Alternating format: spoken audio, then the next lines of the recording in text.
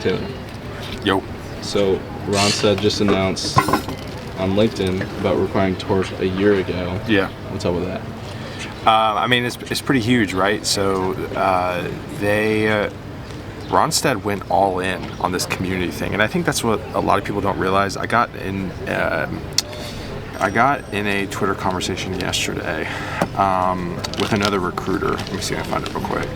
This recruiter goes, "Tech platforms don't serve you, they sell you. Job boards equal glorified sellable databases. LinkedIn equals optimized for endless scrolling and premium upgrades. We chase tech for speed, but that false promise keeps us stuck when results don't come. Real results happen with people." And then I reposted, I said, which is why I'm so thankful Randstad, the world's largest staffing company, is going all in on community with Torc. And I think, like, you know, I've watched a few other like founder-led vlogs, and there's this huge groundswell, which I called late last year, that the community is going to be like the hottest role in 3 to 5 years. I mean, Randstad's a $30 billion global staffing company, like, and they chose that Sonder, the global CEO, like, made a realization that to separate themselves and to not be a commodity in the sea of staffing, they needed to go all in on community. So I'm grateful that Torc was purchased. You know, Mike Morris and Dave Messinger, you know, thank you guys for kind of leading that charge, and just really grateful to be here. You're coming up at 1 year at Torc, right? Yeah. Close. Like, what are some of the things you're most proud of that you built? Yeah. I mean, we're getting pretty close to 1 year. I think technically it's 8 months. I started out as a contractor in August, so May, June, July, August. So yeah, 3 months from 1 year. I mean, it's been pretty drastic what we've been able to do. I would say, first off, the thing I'm most proud about is really getting the engagement of the Discord really where it needs to be. So when we took over, there was no one in the Discord. They had segmented like Discord and Slack, and it was just a ghost town. And so we combined the communities and went all in on Discord, and I can't even keep up now. I mean, it's absolutely crazy, and it's a ton of fun. Like, I was actually thinking about today as we were wandering the streets of Barcelona, like, I truly think that we have already created an ecosystem at Torc to where if you are on the job search, and if you truly got invested in our community, you got in the Discord, you engaged with people, you showed up to our live streams, you engaged with people, became an ambassador, or you became a mentor. Like, I really truly feel like we can lay the groundwork or foundation for you to be successful in your job search, right? So that I would say probably the communication Discord is the most thing I'm proud about. I would say the second thing I'm most proud about is you know, really the launch of our ambassador program. I mean, we've had 70 acceptances from around the globe, and the groundswell has just been tremendous. I think another thing that I'm super pumped about is, and this is the type of stuff that you just don't see behind the scenes, or you don't see because it's behind the scenes, but we've completely kind of transformed what our LATAM community is. So, I mean, when I started, our goal was adding 1,500 candidate, like, job seekers a quarter. Okay, we are now averaging 1,500 job seekers a week in LATAM, and on top of that, what I'm most proud about is our engagement rate, which is how many people sign up to Torc and then complete their profile. So kind of one of the key signals that indicates that a person is engaged, and when we reach out to them, they'll get back to us, is having their profile filled out to at least 70%. What we've seen numbers-wise of a non-engaged community is anywhere between 20 to 40%. We are almost at 70% engagement in the LATAM community. So that's just incredible in and of itself. And then I would say just overall brand awareness. Like, I've never in my career been a part of an organization where I have people who I don't know reach out to me and just want to get involved because they see us all over social media. So I would say brand awareness, you know, engagement within LATAM and the new additions to the platform, and then also our Discord and ambassador program. So how are you feeling? You've been doing a lot of traveling this year. You have this Render, New York City coming up. Yeah. You dealing with any burnout? Yeah, I mean, listen, I haven't said this publicly. I told you that I'd want to talk about this on the vlog. Like, I mean, I'm dealing with a pretty tremendous amount of burnout right now.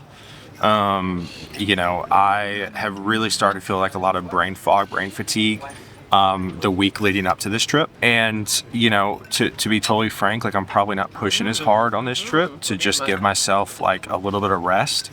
Because we're about to go into emceeing Render, and because I'll be speaking at Amplify Allyship in New York City.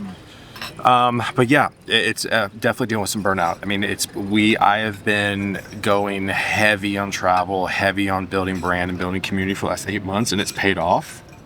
But I think it's definitely taking its toll a little bit.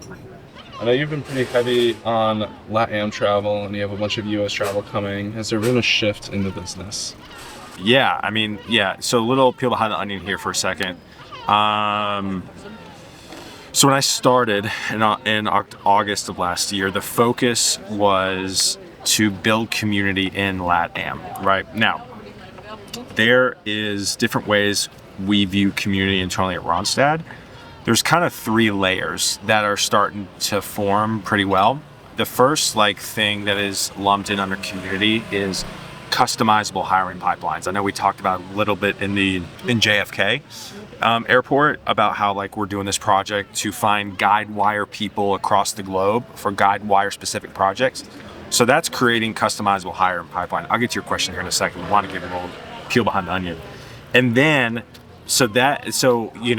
basically our goal is to get people on our platform, they fill out their profiles, and that's kind of about it. If they want to take an assessment, we create an assessment for them. Pretty simple.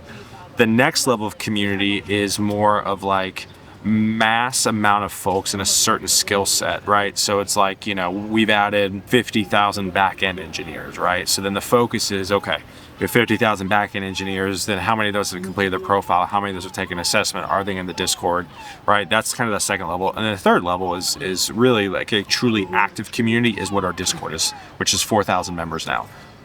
That being said, when I was hired, our focus was LATAM. So internally, we have had a goal to get all the folks in our platform to that certain match-ready profile. So when I came in back in August, we were adding 1,500 LATAM engineers a quarter. We are now averaging that a week. So that's huge.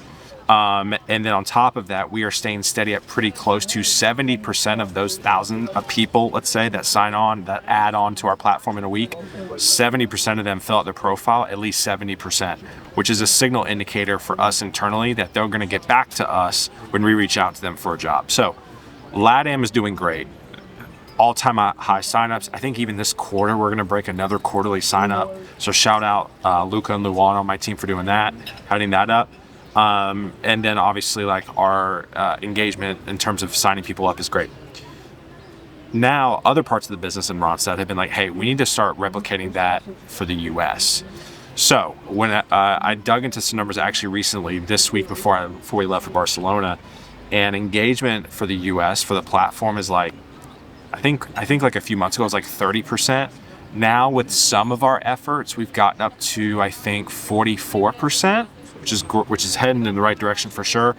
But the ultimate goal is to get up to that 70%. So what that looks like for the rest of the year for US conferences, meetups, being very vocal, obviously through social, through content like this. So yeah, we're definitely doubling down on US related activities, but that doesn't mean we're not going to go to LATAM. We have Jimena in Mexico. She's going to represent Torc at all these events, and we're still going to talk to, our partners down in Mexico in LATAM. It's just, we won't be sending the full team as much because we have to shift our focus to the US. Why do you keep going to these conferences, especially if you're dealing with burnout?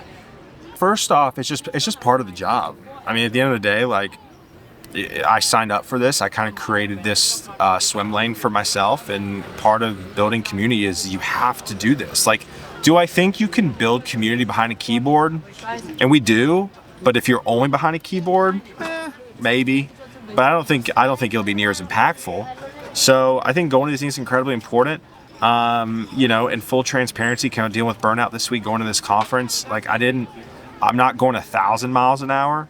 Right. So in that, I didn't schedule multiple dinners or multiple meetups. I'm just going to the events that the conference is throwing, which is normal. Right. I would say that's going 100%. So just knowing myself and pulling back a little bit is something I've focused on with this. It just wears on us because, I mean, you're kind of the closest thing to a professional mascot. And, you know, there's a reason why there's like, you know, at University of South Carolina, there's a reason why 4 or 5 people are cocky, the mascot, because it takes a lot out of you. And so, you know, I think it's a constant balance. You know, one of the ways I definitely deal with it is sleep. You know, you'll very rarely find me out past 8 o'clock at an event. I mean, last night was a party night. We were eating tapas at 9, but we were back in the hotel room by 9:30, and I got like 8-9 hours last night. I feel great today. So I think sleep is the biggest thing for me. You know, also don't really do alcohol anymore because it just puts a strain. Just trying to stay as healthy as I feasibly can has been a way to deal with burnout, but it still catches up to me. I've seen your DMs. How do I stay in touch with everyone? What I realized when I was at Vaco is that I knew I needed to scale myself somehow. And so I started experimenting with like creating a Discord at Vaco, and that started to help, because what I've realized over the last 4 years is if I can put people around me that I trust who think like I do, not groupthink per se, but just can give good information, I can scale myself to where I can help more people, right? Which is why I'm so passionate about the people I hire and how I love my team with like Jason and Jimena, Luca, Luana, Brianna, Angelo, right? Like, I hope I'm not forgetting anybody, but like, you know, those individuals, like, they embody me. Like I trust them to like give career advice and give networking advice because I've seen what they do and it works. And so for me, you know, I'm pretty delayed on a lot of messages. Like if you DM me on LinkedIn, I only respond back to people once a month on LinkedIn. I think that's why it's so important to build community. Like I could not do everything. And so I needed and want to continue to hire people who can give really good advice. And that I trust, which is why we started the ambassador program too. Like there's a lot of ambassadors that are like giving really good tactical advice. Like shout out Jordan, Roxy, Dan, you know, some of our ambassadors, like in Jesse, like in the Discord, like they're out here giving a ton of advice. And if it was all on me, we wouldn't have community because I can only be in so many places at once. So shout out to the ambassadors. Shout out to the Torc Discord. Maybe we can do like a thing where it's like Torc.dev /Discord. I saw that Jason's starting to do a vlog. Yeah. Why are you so big on like documentary style content? There's been kind of some evolutions of video content over the last, like, I would say 6 years. So like pre-COVID, like people, of course, in the B2B space were doing video content, but it wasn't really good. You know, and then COVID hit, and then everybody was doing webinars and Zoom calls and streams, but it's kind of all the same content. It's like a person that sits in front of a computer screen, in front of their video camera, but then you have, you know, 2 people that really stick out to me that are doing really different content is like the terminal guys, like the coffee guys. And then you also have Jason Langsdorff, right, with his like game shows and stuff.